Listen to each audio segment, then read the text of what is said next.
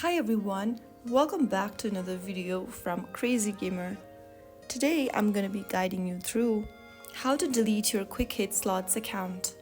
To delete your Quick Hit Slots account, first of all, launch the Quick Hit Slots app on your device. From the home page, tap the gear button at the top right corner. From the settings menu that pops up, scroll down and look for the Delete Account button and tap on it. Confirm that you'd like to delete your Quick Hit Slots game account. And also, note down that if you delete your account, all of your game progress and coin balance will be lost and the action is irreversible. The deletion process may take up to 30 days, so to confirm that, tap on Delete and click on the Delete button once again.